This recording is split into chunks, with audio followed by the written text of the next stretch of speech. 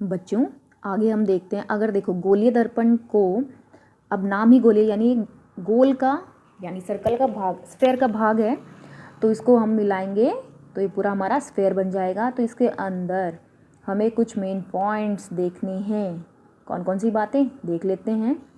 पहली बात, जो हमारा ये एम एन आप लेबल देख रहे हो बेटा, इसको हम कहते हैं द्वारक।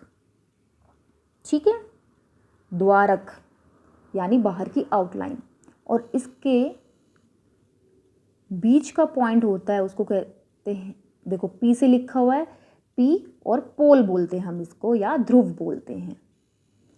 अब ये पोल है क्या, गोलीय दर्पण के परावर्तक पृष्ठ के केंद्र को पोल कहते हैं। गोलीय दर्पण के परावर्तक, परावर्तक जहाँ पे रिफ्लेक्शन होगा, परावर्तन होगा, उसके केंद्र को हम पोल कहते हैं। मुख्य अक्ष क्या है, मुख्य अक्ष में पोल यानी ध्रुव तथा केंद्र को जोड़ने वाली रेखा, सी माने केंद्र, हर एक गोले में होता है ना केंद्र, तो इससे देखो ये रेखा जा रही है सीधी, तो ये हमारी क्या है, ये हमारी है मुख्य अक्ष है। नेक्स्ट है वक्रता केंद्र। वक्रता केंद्र, वक्र माने सर्कल, तो ये बीच में केंद्र था सी, इंग्लिश में कहते हैं सेंटर ऑफ कर्वेचर। गोलीय दर्पण के परावर्तक पृष्ठ एक गोले का भाग होता है। गोले के केंद्र को वक्रता केंद्र कहते हैं। बेटा इन पॉइंट्स को आपको अच्छे से देखना है, इस बात को बहुत अच्छे से समझना है, तभी आप आगे बढ़ पाएंगे। नेक्स्ट है वक्रता त्रिज्या। हमारा रेडियस होता है ना त्रिज्या, तो ये सेंटर से लेकर पोल तक की दूरी त्रिज्या कहलाएगी।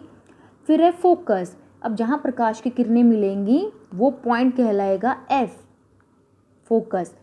और पोल से यानी ध्रुव से लेकर एफ तक की दूरी कहलाएगी फोकस दूरी। तो आपको ये सारी परिभाषाएं, पॉइंट्स बहुत अच्छे से ध्यान देने हैं। और ध्रुव तथा फोकस के बीच की दूरी को हम फोकस दूरी कहते हैं। और आपको देखने से भी पता चल रहा होगा, जो फोकस दूरी है वो वक्रता त्रिज्या की क्या है, हाफ है। ठीक है, तो एफ क्या है, F equal to R by 2। ये बेटा फॉर्मूलेज क्वेश्चन 1 मार्क के बोर्ड में बिल्कुल पूछे जाते हैं, इसको अच्छे से करें। अब नेक्स्ट हमारा गोलीय दर्पण द्वारा रेखा चित्र बनाने के नियम। तो पहले नियम देखते हैं।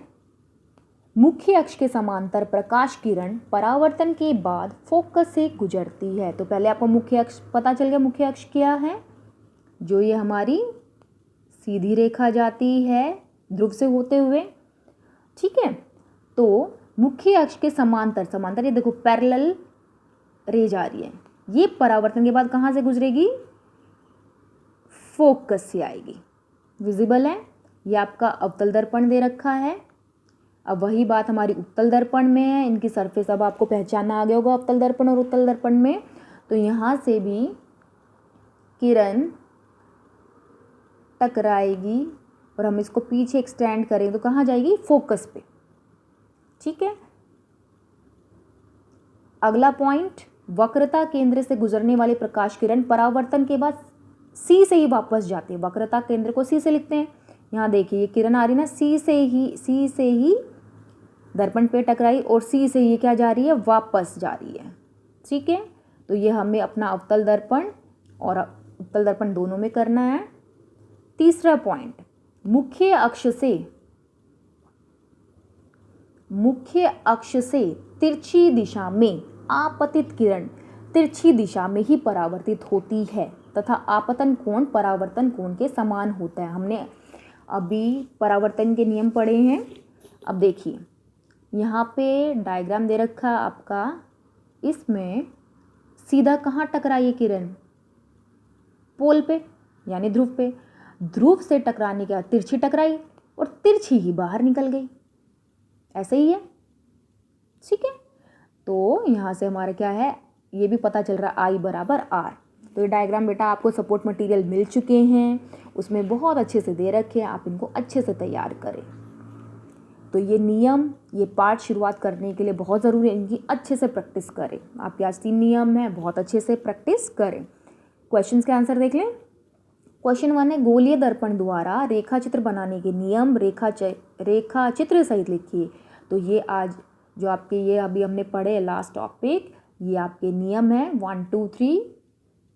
तो ये पूरा आपको बहुत सुंदर तरीके से बनाना, एक एक नियम लिखते जाएं और नीचे डायग्राम बनाते जाएं। तो क्वेश्चन नंबर 1 का आंसर आपका यहाँ पे हो गया। क्वेश्चन 1 ये नियम, ये तीनों नियम और इनके 3 डायग्राम।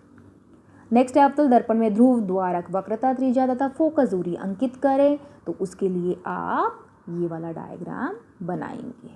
तो इनको बहुत अच्छे से करें बच्चों।